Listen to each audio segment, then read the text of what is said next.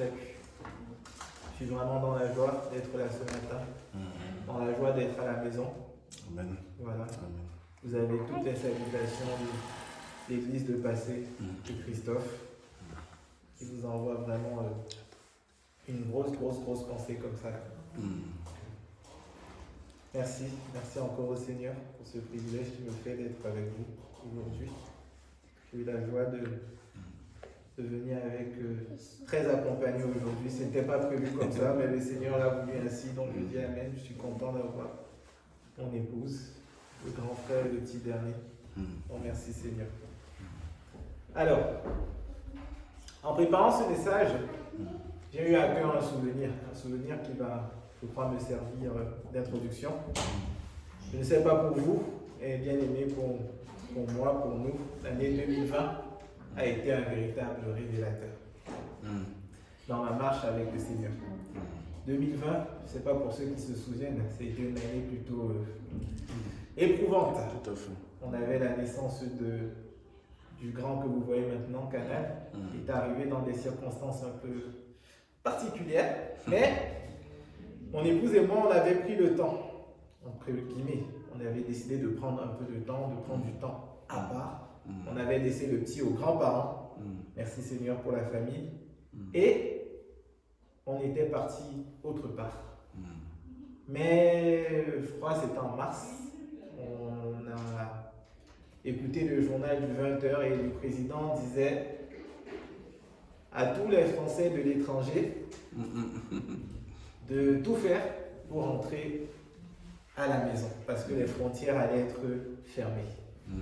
Mars 2020, on découvrait, je crois à l'époque, la Covid-19 avec le lot d'informations qui l'accompagnait. Pourquoi je dis que c'était révélateur pour moi dans notre marche et pour nous, dans notre marche avec le Seigneur? Parce que en prenant un peu de temps plus tard, mon épouse et moi-même, moi en particulier, je me suis rendu compte, et c'est triste à dire, que j'avais laissé BFM TV, j'avais laissé TF1, j'avais laissé WhatsApp, les statuts des uns et des autres, nourrir ma foi. Conséquence, catastrophe. Un confinement marqué par la manifestation, j'ai noté, de nombreux fruits, mais des fruits vraiment contraires à ceux de l'esprit. À la maison, ce n'était pas vraiment la joie. 40 mètres carrés dans une maison, franchement, il faut dire les choses comme elles étaient. C'était des émotions négatives, c'était de la colère, c'était de la douleur, c'était de l'amertume. Appelons le chat, chat. Vraiment, il y avait du péché. Il y avait beaucoup de choses qui n'étaient pas à la gloire de Dieu. Ça, j'en suis convaincu. 2 ans, jour pour jour, plus tard, nous sommes passés par des confinements successifs. D'une dose à 4, du pass sanitaire au pass vaccinal, et plus récemment encore, nous avons quoi? La guerre qui frappe à notre porte. C'est à côté, hein, c'est pas super loin. Autour de nous, il y a beaucoup de personnes qui ne savent plus donner de la tête. On vous pose de nombreuses questions, je crois qu'on en pose aux pasteurs, même aux chrétiens. Est-ce que nous sommes... Qu'est-ce qui va se passer? Et même, voilà, même les chrétiens se posent des questions. Alors, vaccin, qu'est-ce que c'est? Est-ce que c'est la marque de la bête? La guerre en Ukraine. Bruit de guerre. On a tous connu ce verset-là. Vous entendrez, voilà. Loin de moi la pensée de vouloir vous faire un cours sur la fin des temps. Je laisse le soin à vos pasteurs de vous édifier là-dessus. Mais vraiment, sans plus tarder, on va aller dans notre texte directeur, dans le livre de Jean, plus précisément au verset 8.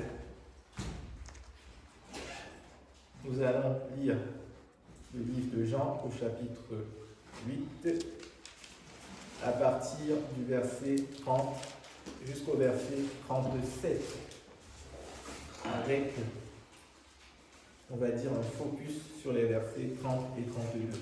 Et une première lecture, s'il vous plaît, le premier à trouver la référence, dans le livre de Jean, au chapitre 8, à partir du verset 30 jusqu'au verset 37, s'il vous plaît.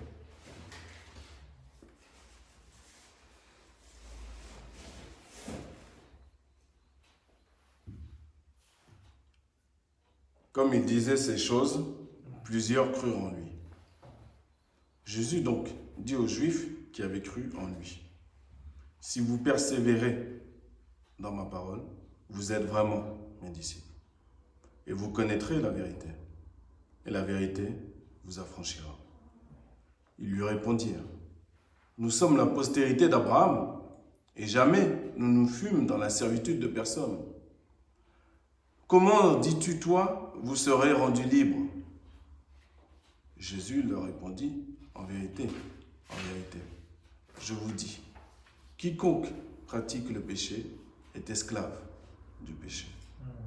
Or, l'esclave ne demeure pas dans la maison pour toujours. Le Fils y demeure pour toujours. Si donc le Fils vous affranchit, vous serez réellement libre. Je sais que vous êtes la postérité d'Abraham, mais vous cherchez à me faire mourir, parce que ma parole n'a pas d'entrée auprès de vous. » Merci mon frère. Dans la version Louis II, il est écrit, on va relire un tout petit peu, comme Jésus parlait ainsi, plusieurs crurent en lui. Et il dit aux Juifs qui avaient cru en lui, si vous demeurez dans ma parole, vous êtes vraiment mes disciples. Vous connaîtrez la vérité et la vérité vous affranchira. Ils lui répondirent, nous sommes la postérité d'Abraham et nous ne fûmes jamais esclaves de personne. Comment dis-tu, vous deviendrez libres? En vérité, je vous le dis, leur répliqua Jésus, quiconque se livre au péché est esclave du péché. Or, l'esclave ne demeure pas toujours dans la maison, le Fils y demeure toujours. Si donc le Fils vous affranchit, vous serez réellement libre. Je sais que vous êtes la postérité d'Abraham, mais vous cherchez à me faire mourir parce que ma parole ne pénètre pas en vous. On va faire un focus sur les versets 30 et 32, de 30 à 32. Il y a beaucoup de choses à dire, mais au verset 30, on dit bien, comme Jésus parlait ainsi, plusieurs crurent en lui. Il dit aux Juifs qui avaient cru en lui, si vous demeurez dans ma parole, vous êtes vraiment mes disciples. Vous connaîtrez la vérité et la vérité nous affranchira. Le focus sera fait là-dessus. Mais dans l'ensemble de tout ce qu'on a lu, Juifs, demeurer, disciples, connaître, liberté, esclaves, péché et surtout vérité. Voici des notions sur lesquelles il est important de se pencher. On ne les verra peut-être pas toutes aujourd'hui, ça c'est sûr, et qui nous permettront, je veux le croire, de nous poser des questions qui ont le mérite d'être posées dans notre marche avec le Seigneur. Nous allons commencer à poser le contexte. En premier, je vais attirer notre attention sur ces certains-là. Certains de ceux qui crurent en Jésus, il est écrit. Certains, ceux que le texte appelle les Juifs. Les Juifs qu'on appelle communément dans la parole de Dieu, on les présente souvent comme des hypocrites. On les présente souvent comme des vipères. Comme ceux-là qui ont l'apparence de la piété. C'est la parole qui le dit. Dans Matthieu 23, au verset 23, il est écrit « Malheur à vous, scribes et pharisiens, hypocrites !» Ceux-là qui disent connaître le Père et qui, alors qu'il est devant eux, ne le voient pas au travers du Fils.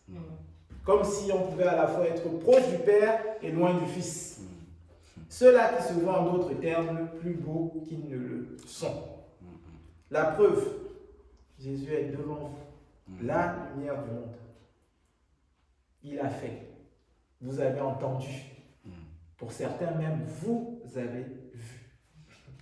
Mais, qu'est-ce qu'ils font? Ils s'opposent à lui au point de vouloir le faire mourir. Mais heureusement, certains, comme c'est marqué, crurent en lui. Et à cela, Jésus s'adresse en disant, versets 30, 31, 32, « Si vous demeurez dans ma parole, vous êtes vraiment mes disciples, vous connaîtrez la vérité et la vérité vous affranchira. » Première question pour nous ce matin, mes bien-aimés. Première question. J'aurais voulu dire, sommes-nous vraiment des chrétiens ce matin? Sommes-nous vraiment de Christ ce matin? Mais avant d'y répondre, permettez-moi, s'il vous plaît, de revenir à mon introduction. Mars 2020. Véritable révélateur, je disais. En regardant les pharisiens de notre texte, moi, personnellement, ça m'interpelle. Je ne sais pas pour vous, mais oui, en mars 2020 et quelquefois même aujourd'hui, je me vois, je crois, souvent plus beau que je ne le suis. La chair fait en sorte qu'on pense être arrivé. On se voit peut-être là. Parce que la parole est claire et celui prenne garde à ne pas. Voilà. On pense souvent à tort être dans le vrai. On s'appuie sur notre soi-disant vécu avec le Seigneur. Les années de conversion. Oui, années de conversion. Je me suis baptisé en 2008. Mais je préfère ne pas vous dire ce que j'ai fait entre 2008 et 2015. Pourtant, j'étais baptisé. On s'appuie souvent là-dessus, sur nos expériences de vie.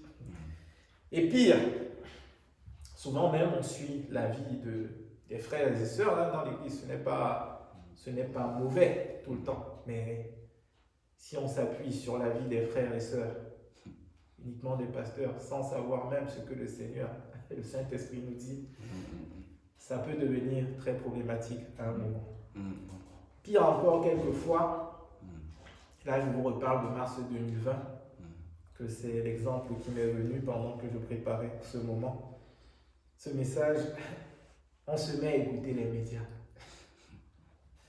l'opinion publique, à s'appuyer sur nos expériences de vie, notre éducation. Je dois vous dire ce matin, et je crois que vous le savez déjà, si tout cela n'est pas éprouvé au regard de la parole de Dieu, la catastrophe frappera très vite à votre porte. Savoir que Christ existe, c'est bien. Être chrétien, comme on le dit, c'est bien, ça veut dire être de Christ. Mais est-ce que c'est juste une appellation? Est-ce que ça doit se limiter à ça? Beaucoup savent que Christ existe. J'ai écrit, savoir que Christ existe, c'est bien. La preuve, si nous sommes là ce matin, c'est pour honorer qui? Christ. Si nous sommes là ce matin, c'est parce qu'un jour Christ a frappé à la porte de nos cœurs. Il a frappé. Nous l'avons reconnu, accepté comme Seigneur et Sauveur. Nous lui avons ouvert la porte. Savoir que le Père, Christ et le Saint-Esprit ne font qu'un aussi, c'est bien et c'est très bien même. C'est un bon début, mes frères et sœurs. Mais, je crois que vous le savez déjà, parce que, comme mon pasteur vient de le dire, je crois qu'on est, pour connaître votre pasteur, pour avoir échangé avec lui, on est dans une assemblée de Béréens. Mais je suis convaincu que vous savez que ce n'est pas assez. Vous savez ce qu'il est écrit dans Jacques 2, au verset 19. Tu crois qu'il y a un seul Dieu. Tu fais bien. Les démons le croient aussi. Et ils tremblent. Croire, c'est bien. C'est un bon début. Et quand je lis ce verset, il semble tellement dur. Tout comme tous les titres qu'on pourrait donner aux pharisiens. Hypocrites, race de vipères et tout cela. Mais, pouvons-nous dire ce matin, mes bien-aimés, que nous connaissons Christ si nous ne demeurons pas dans sa parole? C'est une question qui est valable aussi bien pour moi, pour tous. Et moi, je parle pour moi, je ne sais pas où vous en êtes, mais c'est une question, comme je le disais en introduction, qui a le mérite, qu'on doit se poser très souvent, régulièrement, dans notre marche avec le Seigneur. Rappel du verset 30 à 32, je le redis encore.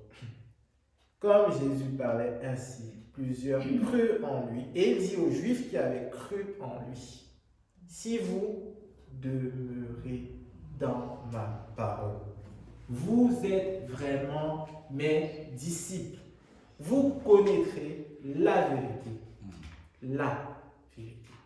Et la vérité vous affranchira. Ce qui me pousse donc à reformuler ma question introductive. Est-ce que ce matin, nous sommes vraiment des disciples de Christ?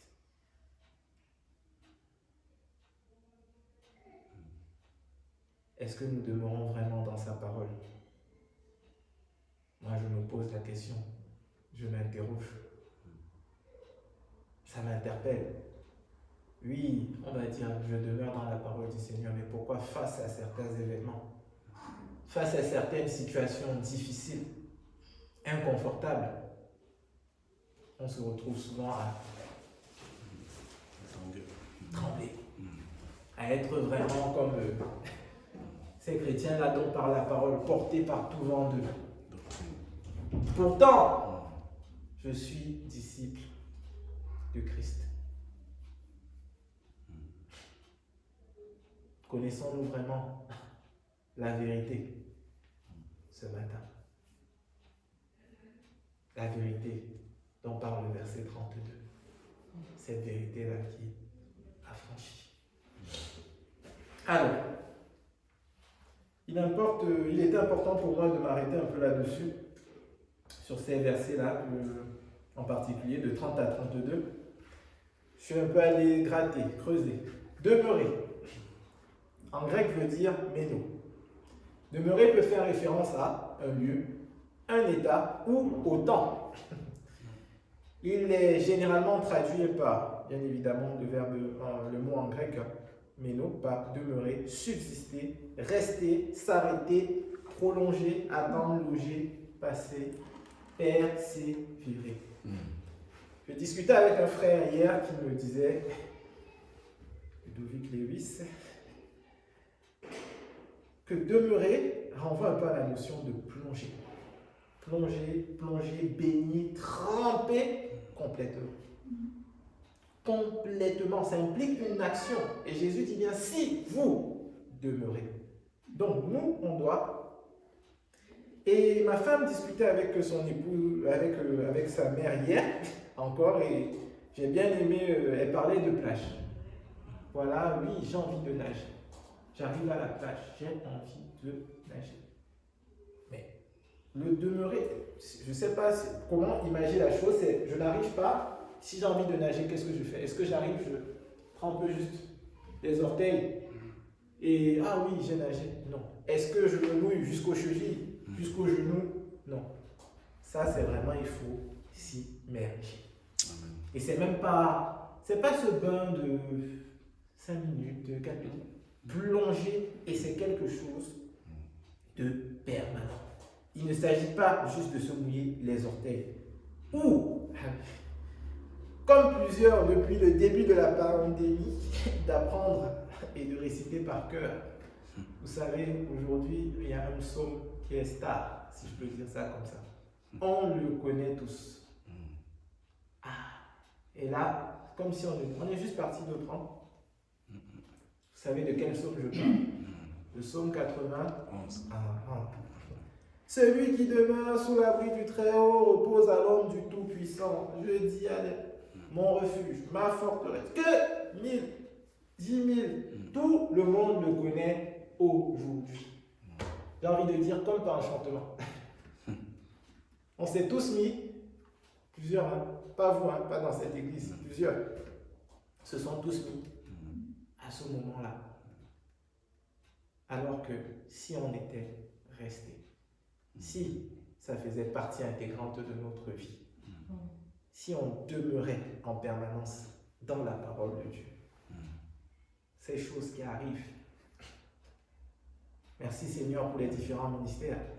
Les pasteurs vont vous accompagner, ils vont vous enseigner, ils vont vous accompagner même dans la compréhension de certains textes. On va vous parler des bruits de guerre. C'est bien d'avoir des personnes qui ont vraiment passant pour vous expliquer ces choses-là. C'est pas peut-être, mais je veux croire aussi que ils viennent juste compléter ce que le Seigneur et le Saint-Esprit ont déjà déposé.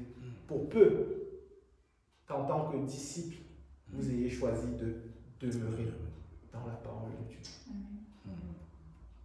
Ils viennent juste apporter une touche supplémentaire. Ils viennent juste accompagner le Seigneur dans ce qu'il a déjà commencé à faire dans votre cœur parce que vous demeurez. Pour le vrai disciple, il s'agit d'un engagement à vie. Il ne s'agit pas de quelque chose de ponctuel. Oui, quand je parle de ce psaume que tout le monde, parce qu'aujourd'hui tout le monde le connaît. Même les collègues qui connaissent, le psaume 91, tout le monde. Voilà. C'est pour ça que j'insiste. Chrétien, c'est bien. Connaître Christ, c'est bien. Demeurer, c'est encore mieux. Être disciple. Le disciple calque sa vie sur celle du maître. Il se nourrit de ce que le maître fait et décide chaque jour de le mettre en pratique. Ce n'est pas quelque chose de ponctuel. La marche avec le Seigneur, ce n'est pas ça. Aujourd'hui, j'ai besoin j'arrive, ah oui, je veux ça, je veux ça. Ah oui, le psaume 91, ça me fait du bien. Ça, j'aime bien. J'aime bien. Mais tous les autres versets qui impliquent un peu qu'on lâche certaines choses comme non, ça, on n'en veut pas. Dans 2 Jean 1 au verset 9, 2 Jean 1 au verset 9, c'est un verset que j'ai redécouvert en préparant ce message. Quiconque va plus loin et ne demeure pas dans la doctrine de Christ n'a point Dieu. Celui qui demeure dans cette doctrine a le Père et a le Fils. C'est pas pour vous, mais vraiment la parole de Dieu, chaque fois que ah oui. Des fois, on cherche des réponses, on cherche la parole de Dieu à ça. Moi, je ne sais pas ce que ça produit en vous, mais chaque fois que elle a comment je peux dire, cette facilité à faire tomber des barrières, des forteresses de raisonnement, cette facilité à trouver des réponses claires et précises aux questions que je peux me poser. Chacune des personnes ici présentes, si vous êtes là, c'est que vous avez décidé d'aller plus loin avec le Seigneur. On ne peut pas aller plus loin avec le Seigneur et ne pas demeurer et ne pas s'engager à mettre en pratique ses enseignements. Croire sans demeurer dans la parole de Dieu, c'est ne pas parvenir à la connaissance de la vérité. C'est refuser la vérité. Rester avec beaucoup d'ignorance. Rester avec WhatsApp. Rester avec BFM. Rester avec TF1. C'est ce qu'on fait quand on abandonne la parole. Parce que si vous ne vous nourrissez pas de la parole de Dieu, si on ne se nourrit pas de la parole de Dieu, rassurez-vous, il y a quelqu'un qui fera tout ce qu'il peut pour nous nourrir. Même si vous n'avez pas la télé à la maison, vous allez sortir, vous allez avoir une amie, la famille, quelqu'un qui va venir. Tant qu'il n'y a pas la parole de Dieu, si vous ne vous remplissez pas de la parole de Dieu, si vous ne vous remplissez pas, si on ne se remplit pas, il y aura toujours quelque chose pour venir combler le vide. Connaissons-nous vraiment la vérité ce matin? Ça, c'est une nouvelle question qu'on peut se poser. En lisant le verset 32, 2. Où il a été écrit, je le reprends. Je le retrouve, voilà. Demeurez dans la parole, vous êtes vraiment mes disciples, et surtout, vous connaîtrez la vérité, et la vérité vous affranchira. Vous voyez, la conséquence directe Une vie centrée sur la parole nous conduit à quoi? À la connaissance de la vérité. Connaître, un verbe transitif qui peut vouloir dire avoir l'idée, la notion d'une personne, d'une chose. Trouver un mot grec, ginosko, savoir, comprendre, avoir la connaissance de, venir à la connaissance, sentir. Les synonymes peuvent être averti, être calé, être compétent, et j'ai aimé un synonyme, être expert. Connaître, c'est être expert. C'est fou ce qu'il faut remplir, entre guillemets, comme condition pour être disciple. On a la grâce d'avoir le Maître qui est là, et qui met en chacun de nous le vouloir et le faire, qui nous aide même à atteindre ces standards auxquels il nous appelle. Être expert de la vérité. La vérité. La vérité. Une définition tirée aussi du grec, aletheia, c'est ce qui est vrai, quelle que soit la considération. Je vais un peu creuser en regardant en fait le nombre d'occurrences pour le mot vérité dans la parole de Dieu. C'est large. On va dire, les aînés dans la foi, les pasteurs vous diront que la vérité, on peut dire beaucoup de choses. Dans le livre de Jean, il y en a 50. 50 fois le mot vérité est écrit. Mais on va aller même jusqu'à dire juste 25 fois parce que plusieurs fois le maître dit en vérité, en vérité. Donc on ne va pas compter ça, mais 50 fois. Cela ne veut pas dire qu'il y a plusieurs vérités, même s'il y a plusieurs occurrences. Mais au regard de l'insistance, on peut aisément comprendre que la vérité est une notion importante pour tout disciple de Christ. Quelle est-elle? On pourrait dire beaucoup de choses, notre Seigneur en parle, parler de la vérité à maintes reprises. Rien que dans le livre de Jean, vous avez dans Jean 8, au verset 40, Jean 8, 45, même un peu plus loin, dans le passage, dans notre texte directeur, un peu plus loin, vous avez la vérité qui est mentionnée. Mais vraiment ce matin, je ne voudrais pas qu'on parle de la vérité qui est prononcée. Je voudrais qu'on parle de la vérité en personne et je voudrais principalement, comme on l'a chanté, comme on l'a dit, comme on l'a partagé depuis que nous sommes là, qu'on retienne principalement un verset. On le connaît tous. Dans Jean 14, au verset 6, il est écrit, si quelqu'un le trouve en premier, qui n'hésite pas.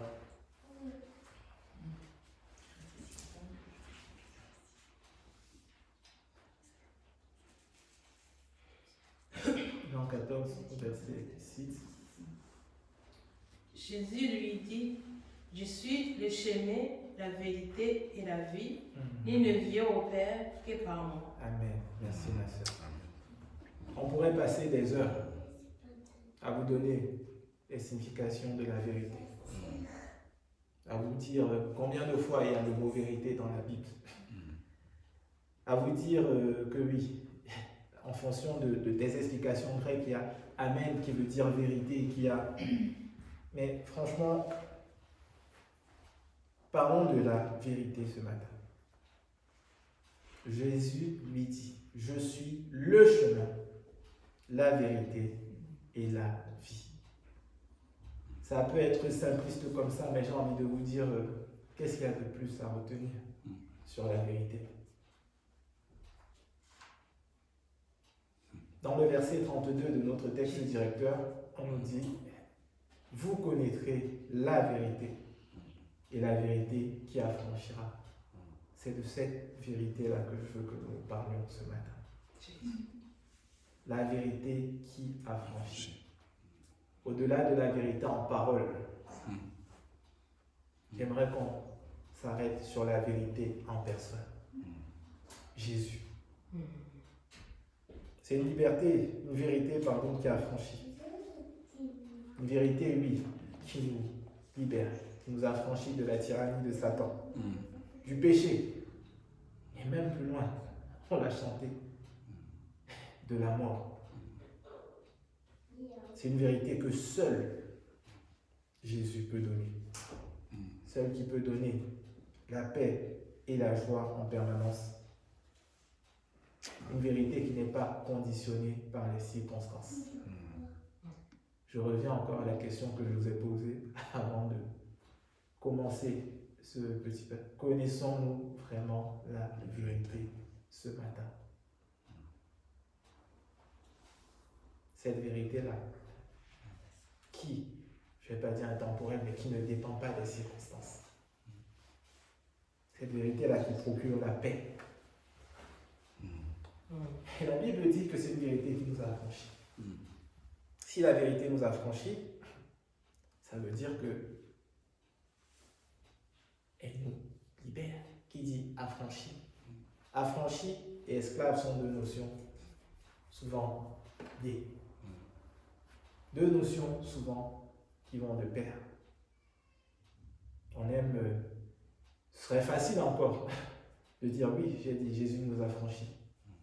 Il nous libère des impacts de la tyrannie, du péché, de la mort. Mais une autre question encore ce matin. De quoi pouvons-nous ou devons-nous être affranchis ce matin? Ce serait facile de parler de péché. Mais quoi qu'on se doit, tout le temps, de mettre l'accent là-dessus.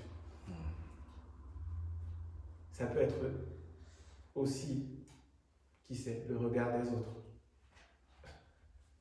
Ça peut être la peur. Ça peut être... Et savez-vous que avoir peur, céder à la peur, excusez-moi, moi je l'apparente à un péché. Donc le péché englobe beaucoup de choses. Et j'ai une question ce matin encore. Ce matin, de quoi devons-nous être affranchis? De quoi devons-nous être affranchis ce matin? Je parlais de fruits contraires à ceux de l'esprit. On y travaille, hein, tous. On est tous dans une marche avec le Seigneur. Et chaque jour, par sa grâce, il nous interpelle, il nous montre des choses que nous devons travailler.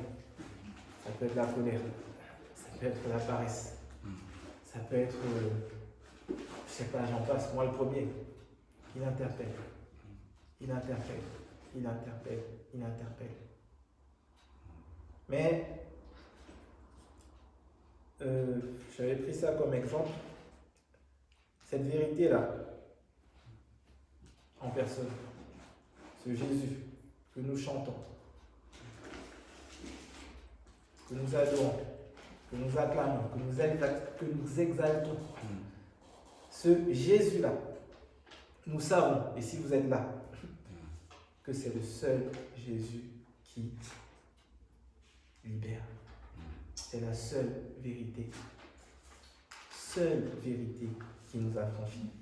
Amen. On peut incarcérer un voleur, un meurtrier. Il peut passer 10 ans en prison, 15 ans. Et il y en a qui, une fois qu'ils sont libérés, on les revoit quelques temps plus tard en prison. Ils recommencent. Là, j'ai pris un exemple extrême. Oui, on est tous, il y a des couples dans la salle, il y a des personnes. Il y a, oui, on peut se demander pardon aujourd'hui, il faut se demander pardon. Il faut. Amen. Mais qu'est-ce qui fait en sorte que on puisse retomber, entre guillemets, dans nos travers? Céder à la colère encore. Mais il y a une chose que le Seigneur nous dit. Pour pouvoir connaître la vérité, pour pouvoir le connaître, on l'a dit en introduction, on doit demeurer en permanence dans sa parole. Demeurer en permanence. C'est alors qu'on connaîtra la vérité. C'est alors qu'on ira encore plus loin avec lui. C'est alors qu'on sera encore plus proche de lui. Et c'est alors qu'on pourra davantage manifester son caractère. Vivre la vie à laquelle il nous appelle. Et bien évidemment, qu'on pourrait être l'idée affranchie de tous ce qui peut faire obstacle, je veux dire. On a posé plusieurs questions ce matin. J'aimerais qu'on se les rappelle. J'aimerais vraiment qu'on se les rappelle. La première, reformuler, ça donnait, sommes-nous vraiment des disciples ce matin? La parole de Dieu est claire sur ce qu'il faut faire pour être disciple. Quel est notre rapport avec la vérité ce matin? Connaissons-nous vraiment la vérité? On a parlé de la vérité en personne. Je ne parle pas de ce qu'on pense être la vérité, de la vérité. J'avais un exemple un peu personnel. Ma belle-mère était là sur les 10 derniers jours et elle nous interpellait, on parlait de mariage, on a le beau-frère qui se marie bientôt. Et même souvent avec ma femme, on en parle, hein, elle nous dit oui, j'ai fait ça pour vous. J'ai fait la même chose pour vous que je suis en train de faire. Et moi, il y a toujours quelque chose au fond de moi quand elle me dit qui... Pour moi, c'est pas la vérité. Quand je dis c'est pas la vérité, c'est oui. C'est un service qu'elle pensait nous avoir, bon oui, qu'elle nous a rendu, si on peut dire ça comme ça. Mais moi, j'estime que non, en fait, c'est un service. Nous, on aurait voulu faire autrement, mais pour vous faire plaisir, on a décidé de le faire comme ça. Donc aujourd'hui, tu ne viens pas me dire que tu m'as rendu un service. Pour moi, ce n'est pas la vérité. Et elle a sorti un affaire une fois, 2 fois, 3 fois. Ça, sur les 2-3 dernières années, je l'ai déjà entendu. Et là, elle était là. Ah, qu'est-ce que j'ai fait? J'avais l'occasion, entre guillemets, de rétablir la vérité. Ah, je ne l'ai pas loupé. Hein. J'ai dit, ah non, hein, attention. Ah non, je te dis tout de suite. Ça, ce n'est pas. Tu dis que c'est ça, mais non. Moi, c'était ça. Et je vous dis, je pensais qu'en rétablissant la vérité, ça, on est en famille, hein, vous me permettez, excusez-moi, je pensais qu'en rétablissant la vérité, j'allais me sentir. Eh ben non. Vous voyez, c'était pas. Je l'ai senti, voilà. Pas peiné, mais oui, un peu. Elle était. Mais. Et là, je ne parle pas. La parole de Dieu ne parle pas de cette vérité. Hein, ça peut être pareil, hein, même dans les couples, on a quelque chose qu'on veut dire à l'autre. Oui, mais. Quelquefois. On n'a même pas besoin d'ouvrir la bouche, hein. Surtout, je crois que tous les couples ici vous le diront. On prie. Et le Seigneur, le Saint-Esprit, parce que si on est ensemble, c'est qu'on sert le même Dieu et qu'on croit que Dieu est capable de faire. On n'a même pas besoin d'ouvrir la bouche. Et malheureusement, on ouvre trop la bouche dans certaines situations, surtout la colère peut nous pousser à... Pourtant, ça peut être la vérité, hein, entre guillemets. Autant. Mais l'effet qu'on voit que ça produit, ce n'est pas la vérité qui a franchi.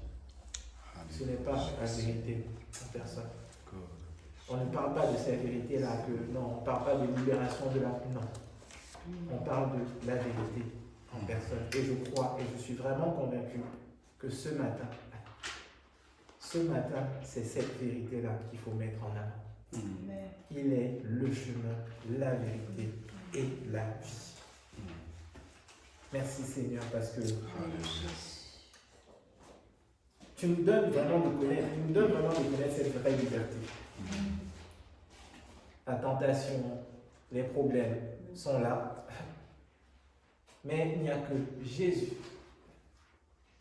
dans toutes les situations qu'on a mentionnées, que ce soit dans le foyer, que ce soit au boulot, que ce soit dans la vie de tous les jours, qui peut nous permettre de ne pas succomber, de ne pas faire notre propre volonté. On a bien dit, comment vivre cette vérité? Comment la connaître si on ne demeure pas? Comment la connaître si on ne demeure pas? Je ne suis pas venu accabler quelqu'un ce matin, c'est valable pour vous, c'est valable pour moi. Comment la connaître si on ne demeure pas? Comment la mettre en pratique? Comment la partager même autour de nous? Comment témoigner si nous-mêmes, on ne demeure pas et on ne la met pas en pratique? Il faut demeurer pour pouvoir connaître la vérité et afin d'être affranchi.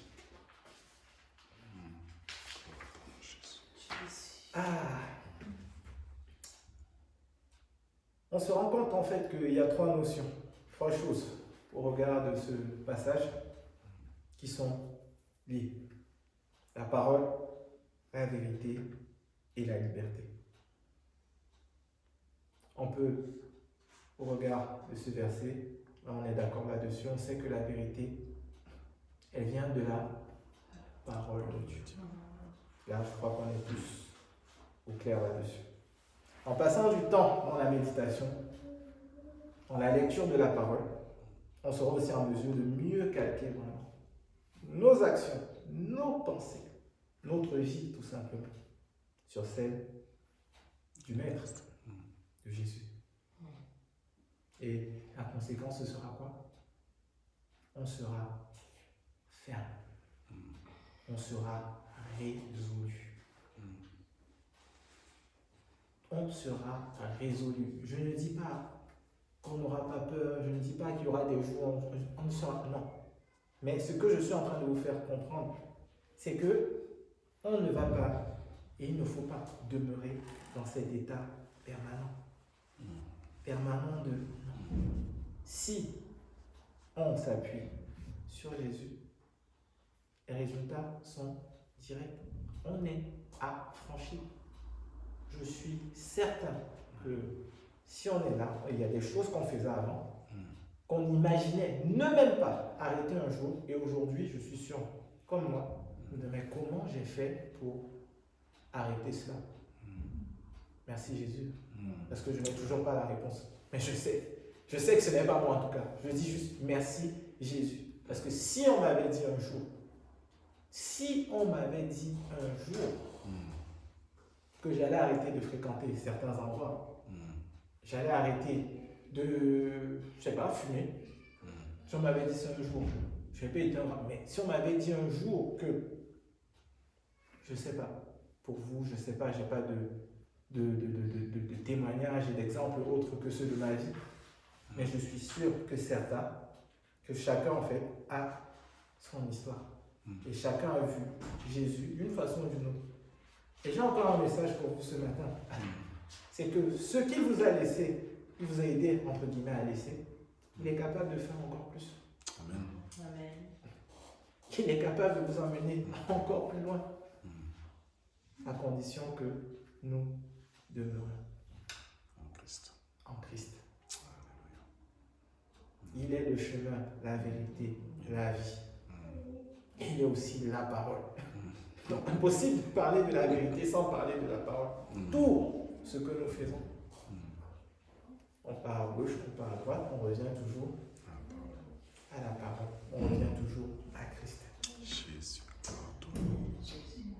On voit aussi que la liberté, quelle que soit la liberté que l'on recherche, on est essayé, hein, je suis sûr, parce qu'on est tous passés par là, par nos moyens, d'abandonner X, Y, on n'a pas pu. Et c'est vraiment la parole de Dieu, la vérité que nous avons reçue au travers de la parole de Dieu, au travers de Christ, qui nous a aidés à entrer dans cette pleine liberté sur certains aspects de notre vie. Je le redis encore, s'il a pu faire pour ces aspects-là, les autres aspects, il veut aussi les faire. Continuons à demeurer. Et je peux terminer sur ce volet en disant que si vous cherchiez autre chose, d'autres moyens, en dehors de la vérité et de la parole de Dieu, pour parvenir à une certaine liberté, gagnons en temps. Arrêtez tout de suite. Arrêtez tout de suite. C'est bien, on est dans la maison du Seigneur, on est entre frères et sœurs. Mais on se doit quand même de redire ces choses-là. Absolument. Il n'y a pas de liberté en dehors de Christ. Amen. Il n'y a pas de vérité autre que Christ. Amen. Il n'y en a pas. Et je suis sûr que chacun de nous a cherché. Si vous aviez trouvé, vous ne serez pas ici. C'est pour ça qu'on est là, parce qu'on est convaincu. Amen. J'aurais voulu terminer en parlant d'un pharisien célèbre, on va dire ça comme ça, où on voit vraiment l'action, on va dire, de tout ce qu'on a pu se dire aujourd'hui. On a vu sa vie. Il a été au contact de la parole, au contact de la vérité, et on voit vraiment ce que ça a produit dans sa vie. Vous savez qu'avant, Paul, c'est un exemple, j'ai envie de dire, particulier. On aurait tellement de choses à dire. Mais j'aimerais qu'on passe quelques minutes, même pas, sur un pharisien pas très connu, mais connu quand même, qui s'appelle Nicodème. Nicodème. Vous le connaissez? Alors, il est mentionné uniquement dans l'évangile de Jean. Un évangile, c'est celui que nous avons lu, que je vous invite aussi à relire après. C'est un membre du Sanhédrin. Et qu'est-ce qui se passe quand Nicodème, il faisait partie de ces pharisiens-là qui avaient entendu déjà parler de Jésus. Tellement qu'il était interpellé par ce que la vérité avait produit autour de lui, qu'est-ce qu'il a fait? Il s'est rendu de nuit.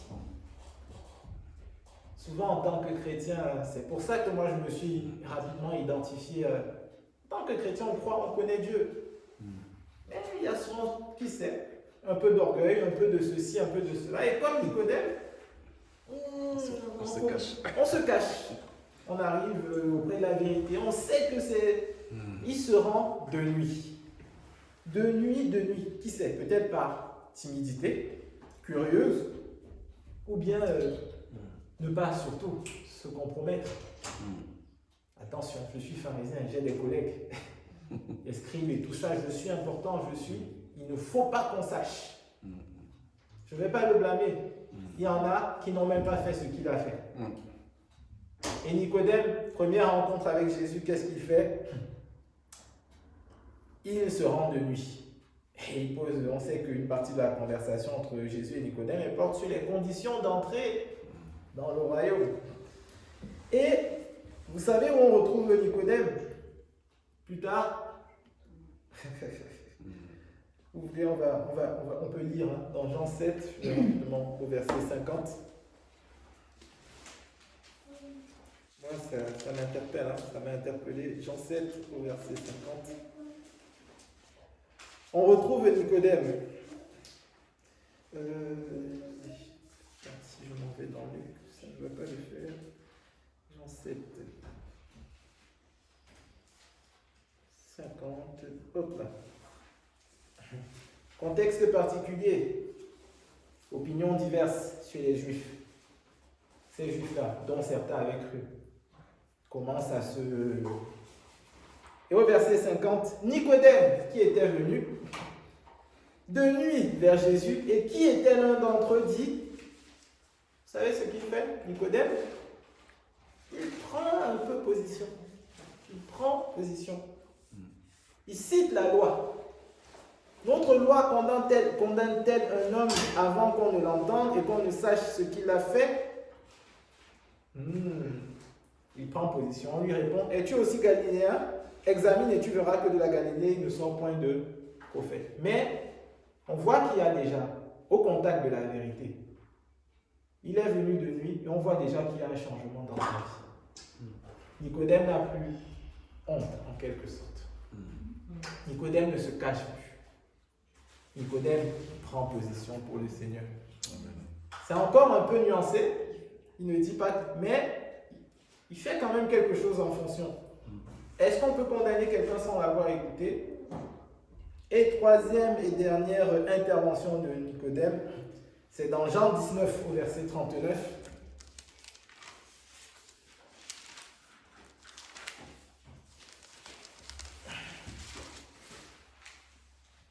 Il s'agit de la mise au sépulcre de Jésus. Nicodème, qui doit être proche de Joseph d'Arimathée, un disciple de Jésus. Nicodème, qui auparavant était allé voir de nuit Jésus, vint aussi apportant un mélange d'environ 100 livres de myrrhe et d'aloès. Il prit dans le corps de Jésus. Waouh! Là, Nicodème ne vient pas de nuit. Là, Nicodème ne... Si, toi juif, tu viens prendre le corps de celui-là, il n'y a pas de discussion à avoir. Nicodème ne se cache plus. Nicodème se revendique disciple de Jésus. On peut avoir une attitude de pharisien aujourd'hui. Mais je veux croire, et j'aimerais que ce soit cela que vous gardiez ce matin. Oui, il nous arrive de tomber. Il nous arrive, mais le Seigneur nous donne les clés. On sait qu'on doit demeurer. Demeurer dans sa parole. Demeurer dans sa parole, c'est demeurer en lui. Demeurer en lui. Et alors, on pourra, comme Nicodème un jour, et on se doit même à partir de là, entrer pleinement, entièrement dans cette vie de disciple à laquelle il nous appelle. Voilà. Donc, merci au Seigneur pour ce temps. Merci à votre pasteur aussi pour son invitation.